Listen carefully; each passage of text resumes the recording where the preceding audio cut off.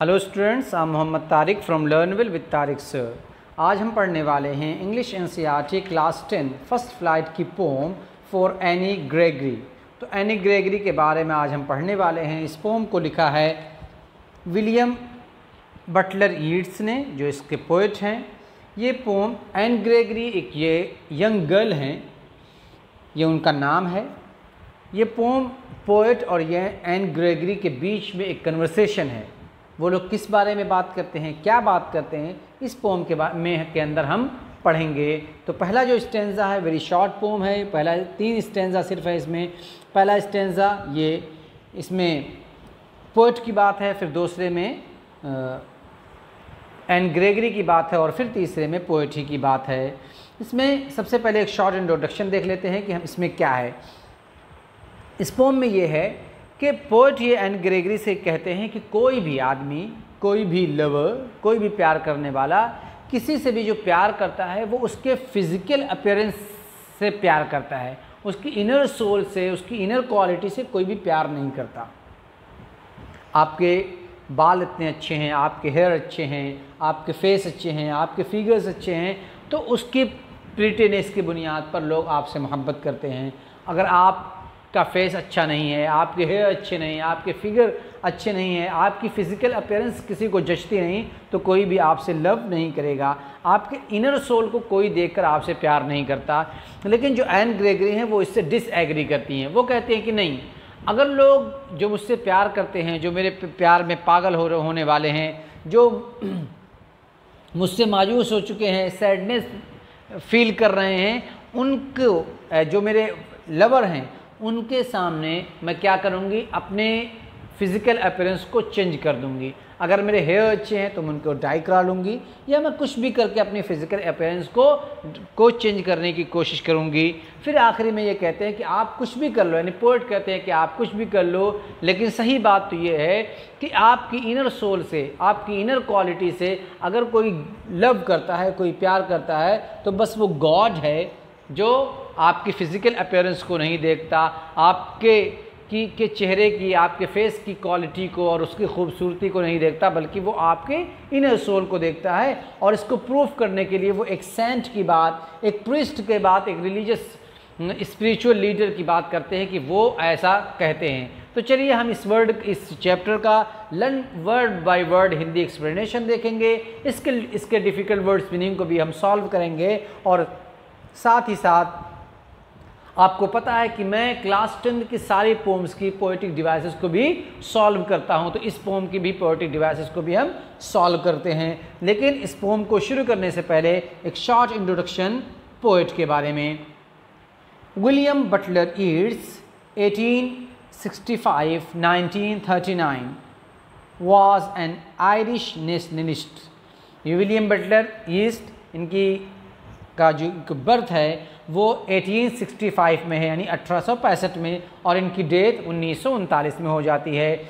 ये आयरलैंड के रहने वाले हैं, Irish nationalist. He was educated in London and Dublin. ये इनकी पढ़ाई जो हुई वो लंदन में हुई और डुबलिन में हुई। And was interested in folklore and mythology.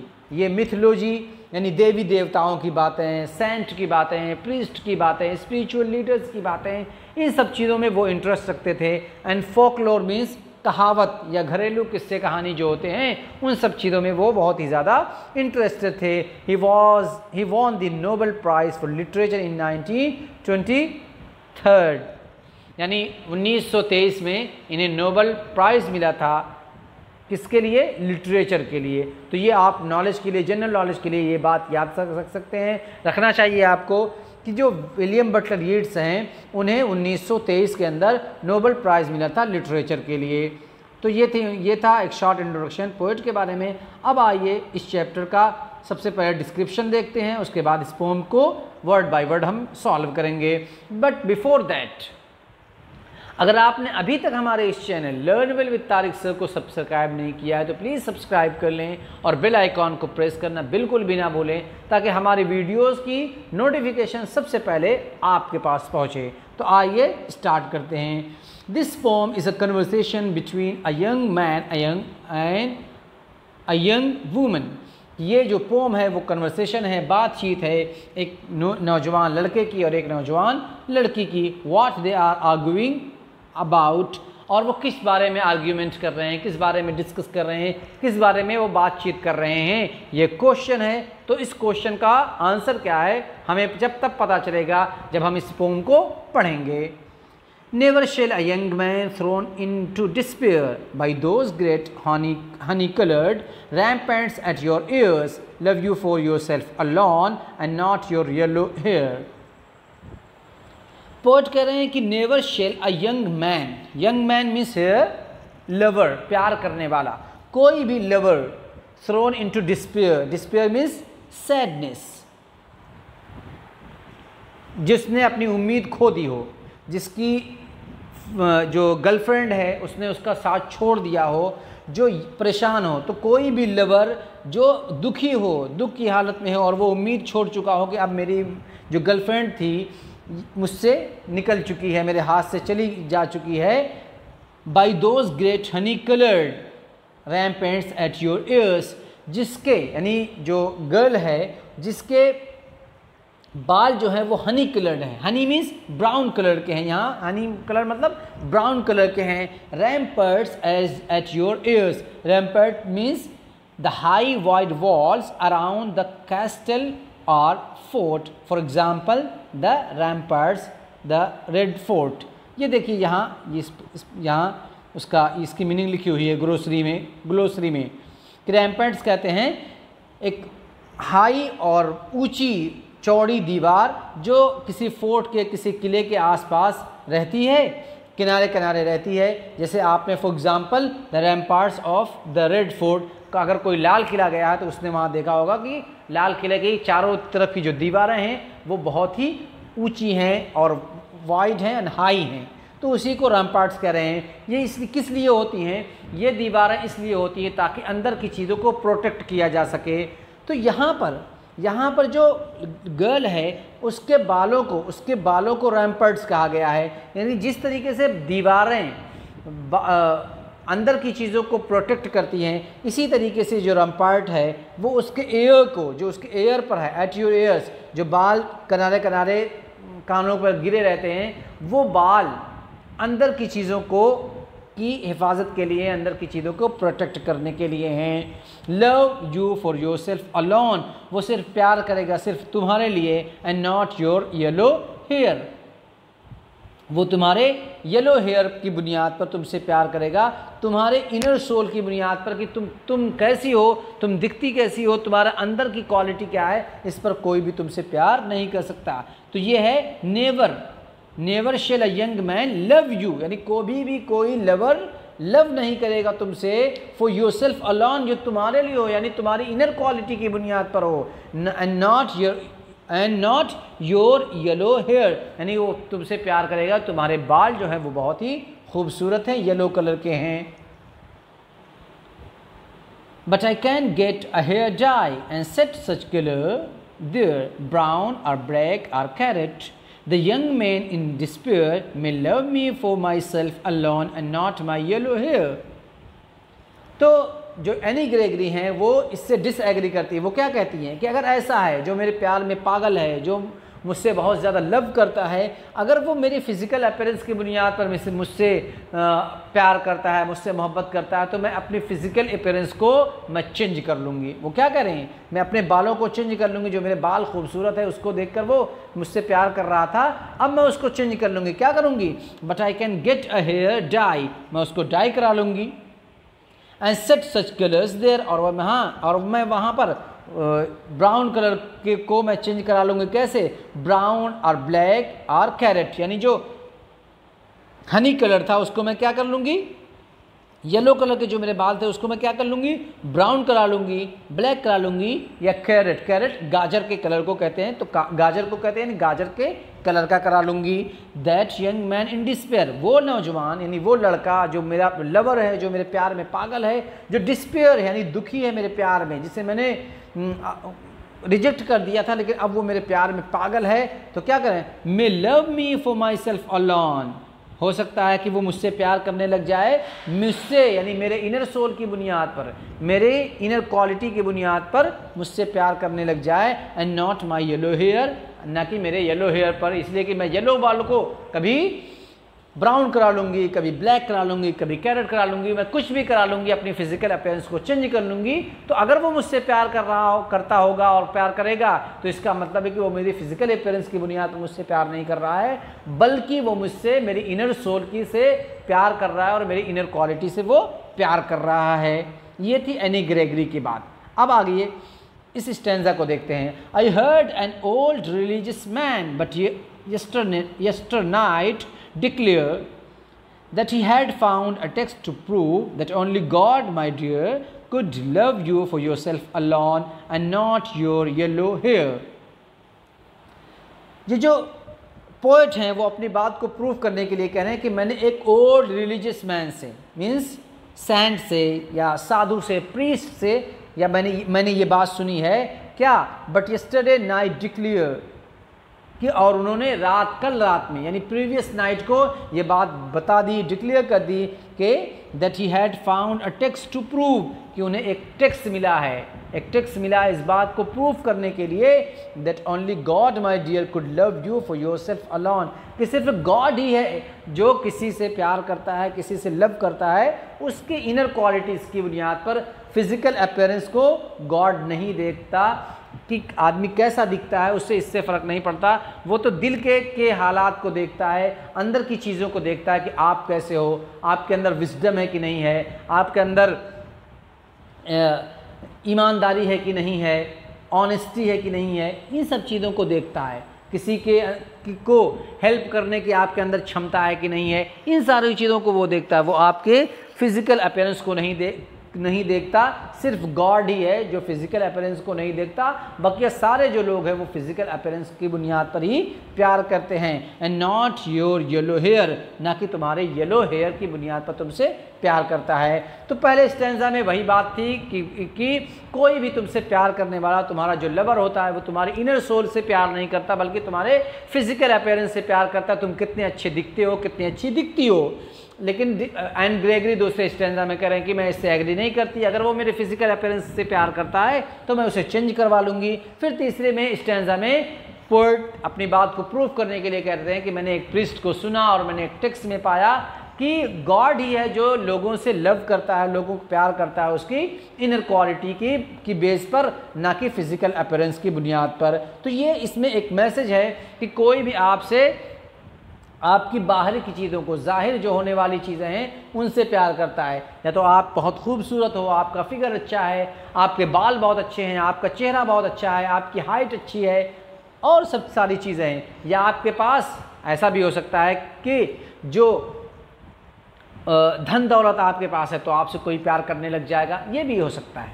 ठीक है, तो इसमें ये मैसेज दिया गया है कि कोई भी प्यार करने वाला आपकी फिजिकल अपीयरेंस को ही देखता है। ये था इस पोम का एक्सप्लेनेशन। अब आइए इसकी पोएटिक डिवाइसेस को देखते हैं।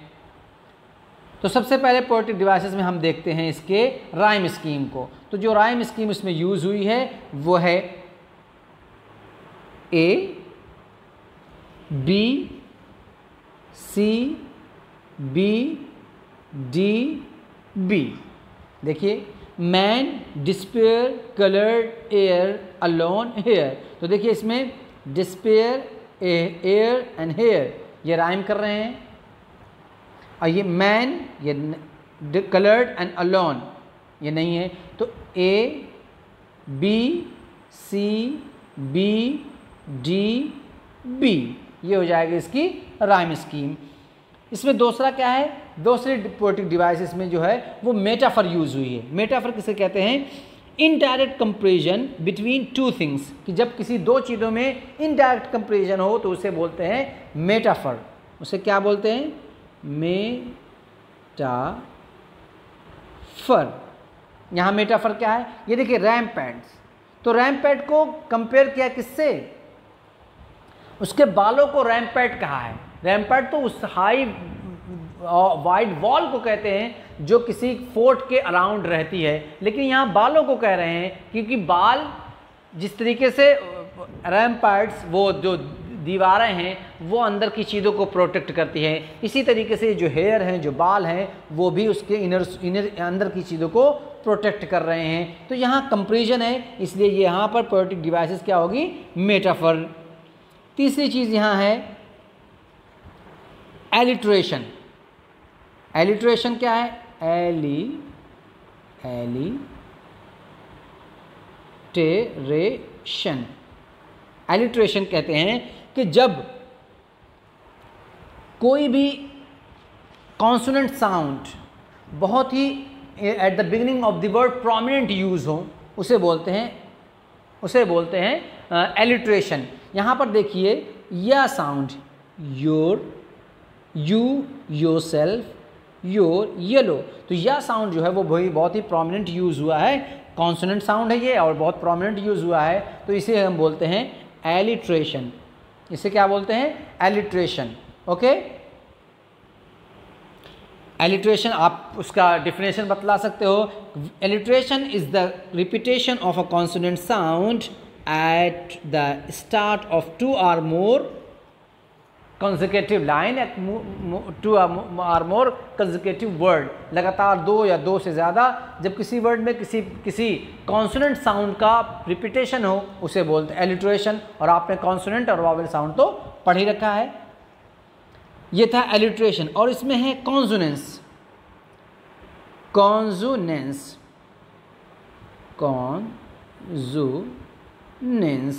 कॉन्सोनेंस क्या है, यहाँ पर देखिए रा साउंड बहुत ही प्रोमिनेंट यूज हुआ है। रा साउंड एयर, हेयर, डिस्पेयर में है, ग्रेट में, कलर्ड में, नेवर में। तो देखिए ये हेयर में, योर में, फो में, ठीक है। तो रा साउंड बहुत ही प्रोमिनेंट यूज हुआ है, इसलिए ये है होता है कॉन्सोनेंस। और consonance repetition of the consonant.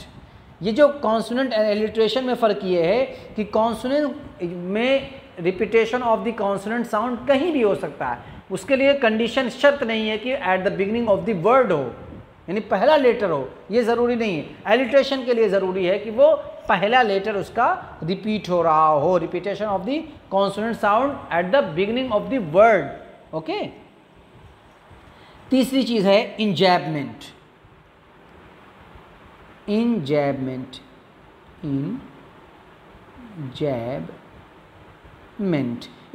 क्या है, जब कोई सेंटेंस दो या दो से ज़्यादा लाइनों में विदाउट पंक्चुएशन के यूज़ हो, तो उसे बोलते हैं इंजैबमेंट। यहाँ देखिए thrown into the despair by those great honey colored ramparts at your ears। ये देखिए ये जो सेंटेंस है, ये सेंटेंस 3 लाइनों में चला है और कोई भी यहाँ पर पंक्चुएशन मार्क नहीं है, ना पहली लाइन में ना दूसरी लाइन में, जाके तीसरी लाइन में एक पंक्चुएशन मार्क आया है, इसको बोलते हैं इंजैबमेंट। तो इसमें राइम स्कीम हमने देख ली, A B C B D B, और फिर था मेटाफर। मेटाफर किसे कहते हैं, indirect comparison between two things. ये रैम्पर्ट्स को कंपेयर किया है उसके हेयर से। और उसमें एलिट्रेशन था, यानी Y sound, your, you, your self, your, yellow, voice sound बहुत ही प्रोमिनेंट यूज हुआ है। कॉन्सोनेंस ये है कि रा साउंड बहुत ही ज़्यादा यूज हुआ नेवर में, डिस्पेयर में, थ्रोन में, कलर्ड, ग्रेट, रैम्पर्ट्स, एयर, योर। तो ये देखिए इतनी जगहों पर ये यूज हुआ है, जिसे बोलते हैं कॉन्सोनेंस। और इंजैबमेंट तो आपको पता है कि इंजैबमेंट विदाउट पंक्चुएशन के कोई भी सेंटेंस एक से ज़्यादा लाइनों में जब चले तो उसे बोलते हैं इंजैबमेंट। अब आइए इसका सेकंड स्टैंजा देखते हैं। सेकंड स्टैंजा की राइम स्कीम भी सेम है, यानी A B C B D B. यहाँ देखिए dye, there, carrot, despair, alone, hair. तो यहाँ hair, pair and hair, there, pair and hair, ये राइम कर रहे हैं तो यहाँ सी आएगा। तो पहले के लिए डाई के लिए A B C B D B, sorry B. ये है इसकी राइम स्कीम। और इसमें दूसरी चीज़ है एलिट्रेशन, इसमें है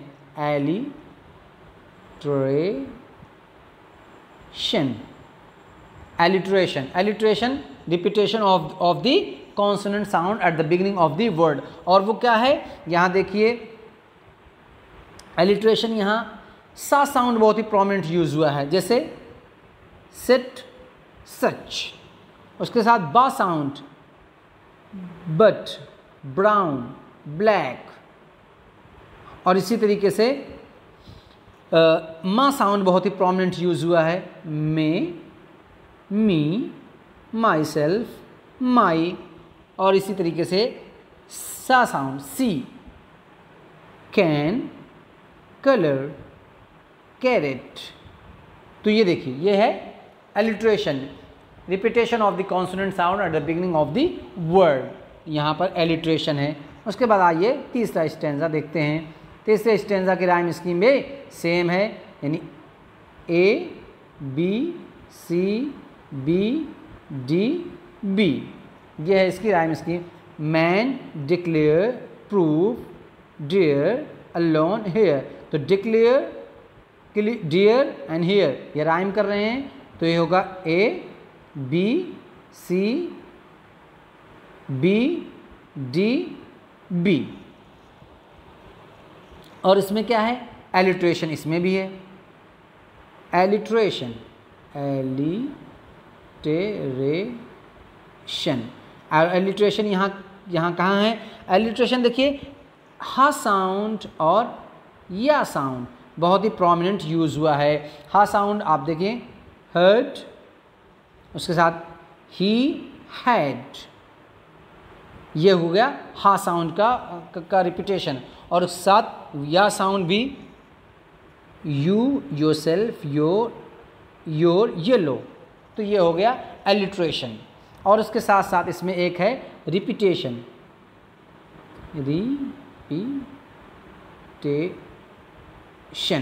रिपीटेशन क्या है, देखिए यहाँ पर जो लास्ट टू लाइन है, could love you for yourself alone and not your yellow hair, ये जो लाइन है ये सारे स्टैंजा में यूज़ हुई है। यहाँ पर देखिए, यहाँ ये और यहाँ ये और इसके साथ यहाँ भी वो यूज़ हुई है, ये दोनों तीनों जगह पर यूज़ हुई है। पहली जगह पर आप देखिए, पहले स्टैंजा में देखिए love you for yourself alone and not your yellow hair. उसके बाद दूसरे स्टैंजा मे love me for myself alone and not my yellow hair, क्योंकि यहाँ पर एनी ग्रेगरी खुद इसको कह रही हैं, इसी वजह से यू वो मी और माई से चेंज हो गया है। और इसी तरह लास्ट में भी you and for your self, अगर आप कुड को हटा दें तो पूरा सेंटेंस उसी तरीके से, यानी पूरी लास्ट की दो लाइन उसी तरीके से है। तो इस पोम में हमने इस स्टैंजा में रिपीटेशन है और इस एलिट्रेशन है। ये था इसका पोएटिक डिवाइसेस और एक्सप्लेनेशन। आई होप कि आपको ये वीडियो पसंद आई होगी। तो thank you so much for watching this video. Please like, comment, share and subscribe my channel. So मिलते हैं नेक्स्ट वीडियो के साथ। Till then take care and have fun.